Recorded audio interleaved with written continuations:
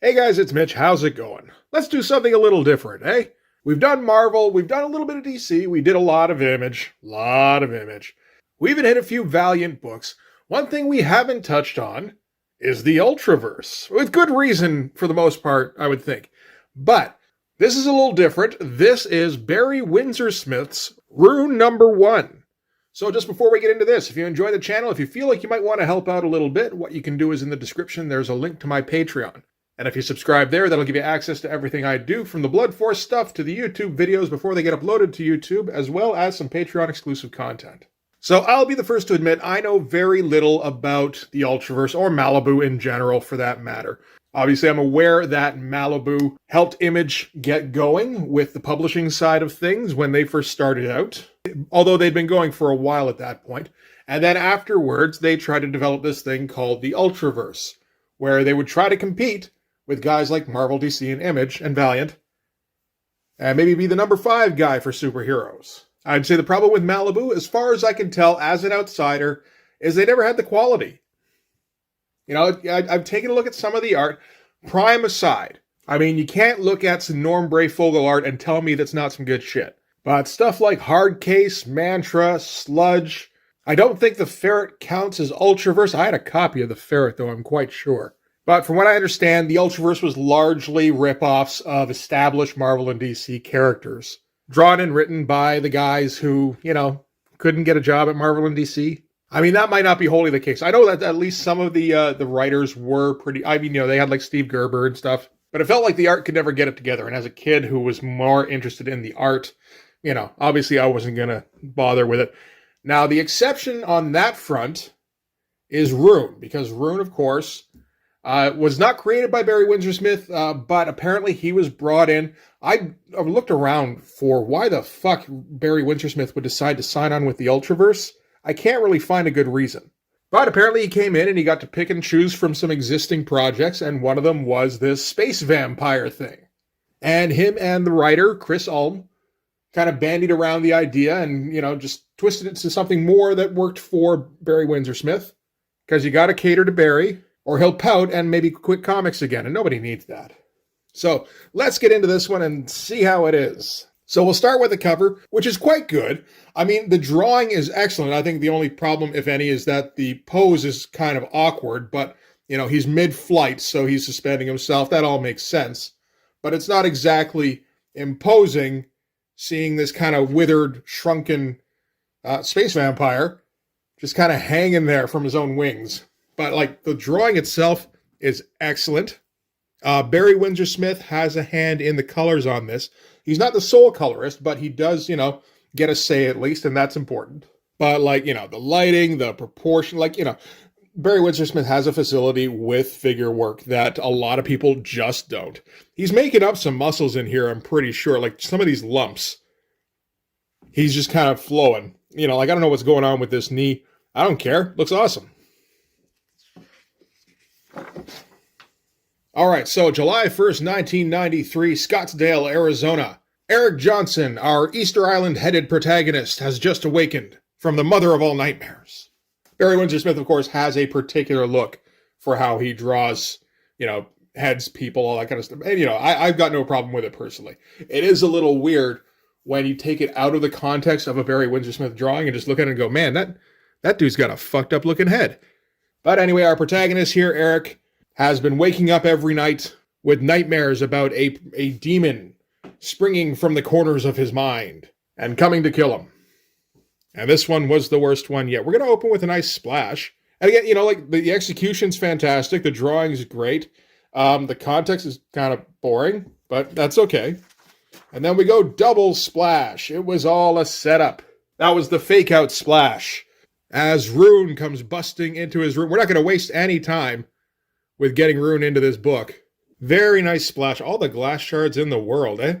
So yeah, this is going to be written by Barry Windsor-Smith and Chris Ulm. More Chris Ulm, from what I understand.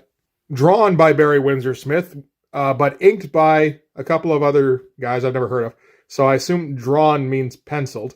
And then colored by Keith Conroy and Barry Windsor-Smith. So yeah, Barry Windsor-Smith has his hand in on a lot of aspects of this book by the looks of it. You know, it's funny. I mean, like, from what I understand, Barry Windsor-Smith seems to think, at least, that he's a very good writer. I haven't really seen any evidence of it, as far as I can tell. I read some of Monster, maybe like half of it, before I just like kind of gave up on it, really.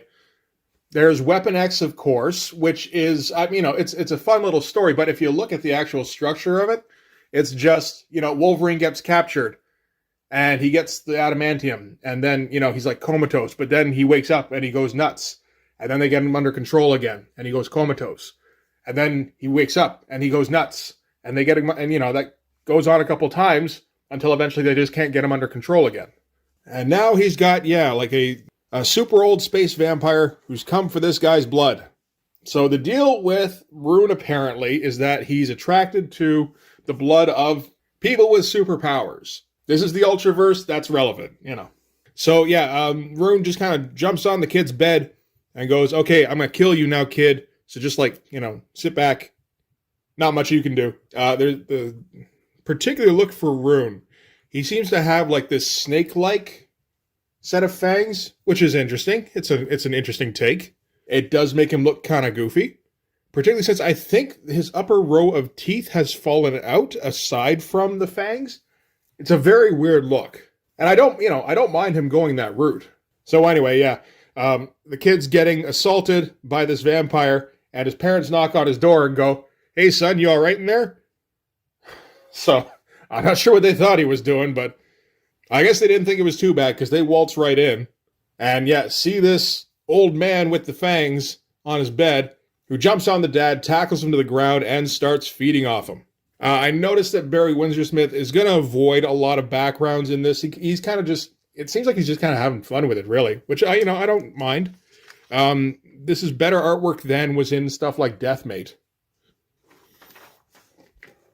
So while he's feeding on the dad, the kid jumps on his back right over Rune's giant balloon ass. Rune flips him off him, and the kid, whatever his powers are, awakens, and he electro telekinetics him, which kind of throws him back into the wall. And he's like, "Show me the full extent of your powers." And he's like, "Okay," and just blasts him full in the face here. It looks like he's blasting pieces off him. That's a pretty good one. Again, some pretty good stuff. He's not putting a lot of thought into the layouts, which is a bit of a shame. But you can't argue with the figure work. He's doing it a little loosey-goosey. Some of the drawings in here are pretty quick. But that could just be a thing where he's having a good time. I'm not for sure. Barry Windsor-Smith would pencil 6 issues of this comic, which sounds like I'm saying he didn't do it for long. No. For Barry Windsor-Smith, that's a little while.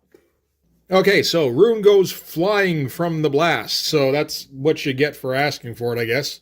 And cops are already arriving on the scene, even though I assume that the parents didn't hear a ruckus in their kid's room and immediately call the cops before checking because they had no idea what was going on when they busted in. But we will see later on there is more going on in this comic than is really advisable. So they arrive just in time to see, their space vampire go flying out. The one cop is like, "Did you see that?" And the other one's just like, "We only see what we're told to see, Bob. So you didn't see it either. You got me." And cut back inside the void, where, because Barry Windsor-Smith, not doing backgrounds today, he already did some up there. You get one panel with backgrounds per page. So mom is reacting to her glowing-faced son, who doesn't understand what's happening. So, which is fair. And Eric needs consolation because what are we going to do? Dad's been killed. He's dead, which is just weird. It's a tough scene to script. To script a natural reaction to somebody getting ripped apart by a vampire a space vampire in front of you. This doesn't feel like it, though. But yes, he's very upset because something from his dreams killed his dad.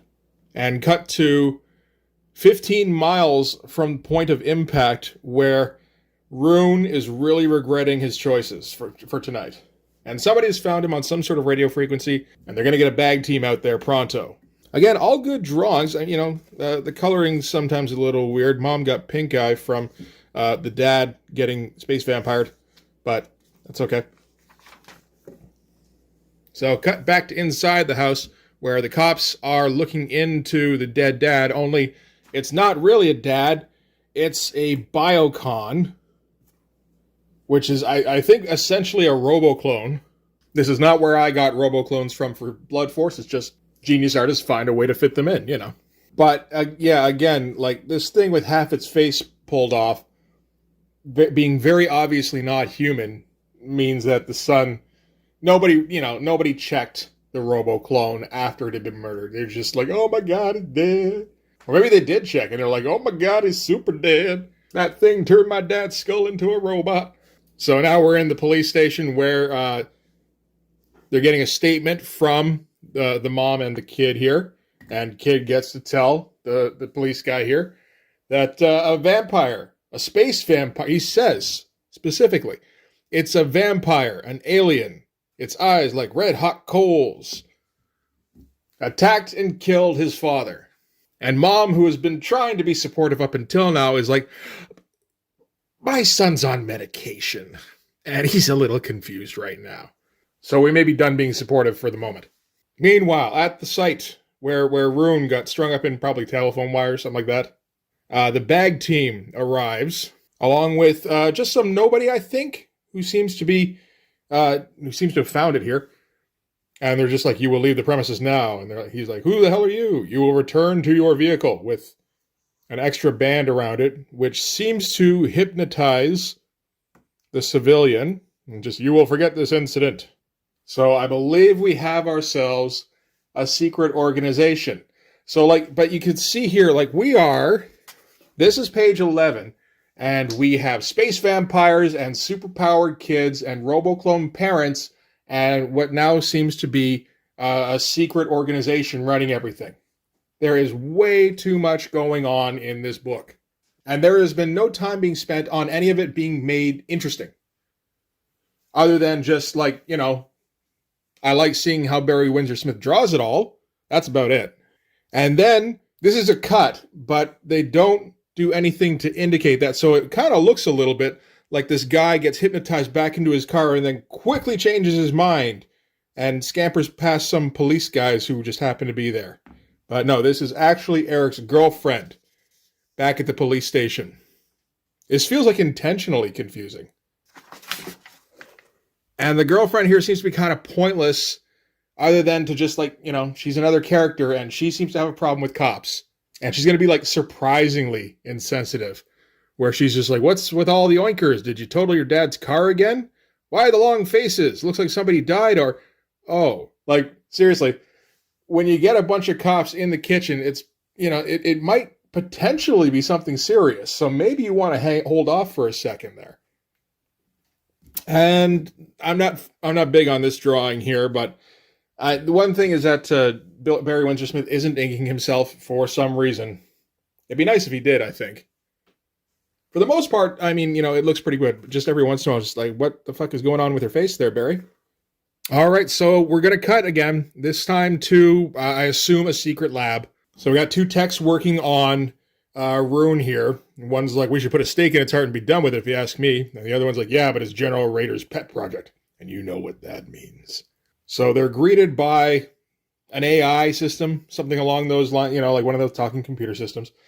They do some minor adjustments, and then the AI tells them that they can leave the room now. So, okay, we got to do that. And General Rayner, who just got mentioned, enters in. And he's, just super cyborgy. So they don't know anything about Rune, apparently, before this. They say its physical structure is definitely not terrestrial in origin. Kind of looks like it would be, roughly, but, maybe there's all sorts of weird internal shit going on. It appears to be something entirely alien and not an ultrahuman, as I first surmised. And thus far, the creature has resisted all psionic probes. And then he asks about the jewels, which are the things that he's got some kind of crazy necklace. Yeah, like this thing here. You can probably see it a little bit better on the so the necklace and the bracelet here. So this is giving me kind of Weapon X vibes a little bit. So yeah, he asks about the jewels, and the AI's like, are they the source of its power? And AI's like, nope, not entirely. Waveforms are showing across the known spectrum. Corresponding data suggests, and then it gets cut off because Rune is somehow disrupting this psionic probe that this AI is doing. We do get more about these crystals later in the series, from what I understand. We're not in this issue, though. It's something with like seeing stones kind of thing. But again, just kind of another twist where it's like, oh, okay, here's another thing. So back at Eric's house, they're still being interrogated by the cops, and they get a call from somebody at somewhere. So this is, again, the secret organization that's running things. And the one that was doing the interviewing tells them that I've been trying to kind of push the conversation in a different direction, like maybe try and convince them that it was something else, but the kids saw it up close. So he's going to have to bring him in. So they bundle everybody up into the back of the squad car, and they're going to take off. And then we cut, again, at the end of the page. Why are you doing that, Barry? Back to the Weapon X facility, where General Grievous, I forget his name already, is doing something that is an assimilation procedure. And his involvement isn't necessary, but he is involving himself. So I don't know what's going on there. So they're assimilating Rune, and we're getting, I guess the point of him inserting himself into the assimilation process is that it gives him this kind of viewpoint thing, which I believe is Rune's memory. It's a pretty awesome shot. I assume this is his home world, or another world he's been to at least. So the AI genie guesses that Rune is over 10,000 years old. He's also been severely irradiated during this century to a degree that has created glandular carcinoma. So he's cancer space vampire. Again, I think we have a few too many ideas here, none of which are being fleshed out at this time. I mean, if you're going for a long-term project, that's theoretically okay. But I mean, I don't think Rune really gets there. So they keep trying to assimilate Rune and keep trying to probe more into its memory. But the more they do that, it seems the more Rune is taking control of the assimilation process. So they're going to have to try and assimilate it physically. So I think this has all been done psionically up until this point. We're not getting any real kind of information about what specifically is happening. We're getting terms and code names for everything. And I mean, you can kind of guess, at least to a degree, in a lot of cases, but they're throwing so many twists and ideas around, again, without explaining anything, it makes it difficult to maintain interest. There's cool shots, at least. Again, this one here is great for just a panorama kind of thing. There's a shot here when they start assimilating Rune physically, and just the dentist pulling back the mouth thing. That's nice and gross. It looks like he can unhinge his jaw, again, like a snake. I feel like that's Barry Windsor-Smith's idea. That was probably his main contribution to the character. And yeah, there's the assimilation process getting underway. Looks pretty great. Again, lots of nice rendering in there. No backgrounds. Fuck backgrounds. Backgrounds are for the weak. So yeah, cut back to Eric and his family in the back of the squad car here, because that's more interesting than this. And the squad car, instead of going to the police station, takes them to what I assume is a lab on wheels. It's a cool looking shot, cool looking vehicle. And they, just roll them on board. And the girlfriend says, this blows. Because, okay, I guess this isn't that weird. I'm going to say Barry Windsor-Smith helped color this too. This looks kind of Weapon X-y. That is a dope shot though. And from there, we're going to cut to Scarsdale, New York. That's not where we were originally. We were in Scottsdale, Arizona. Oh, okay. Sounds similar. Very different geographically. So, some people show up at somebody's house. And the somebody who owns the house says, I was informed you were coming. I must confess surprise. Noel is still 93 days from graduation. Please come in. And the guys who show up are like, he's a polite one, ain't he? They get better all the time. So we can get the impression that this is also a Roboclone parrot, because they refer to him as Pop. So he fills them in on Noel's progress. He has a very inquisitive mind, does well academically, exceptional athlete, natural leader. Their parents are very proud of him. And yeah, Noel turns and looks identical to Eric. And that is on purpose, but they don't tell you that. Eric is apparently a twin of Noel here. They've both got Roboclone parents. They're both associated with some kind of secret organization. One can assume that they both have powers of some kind.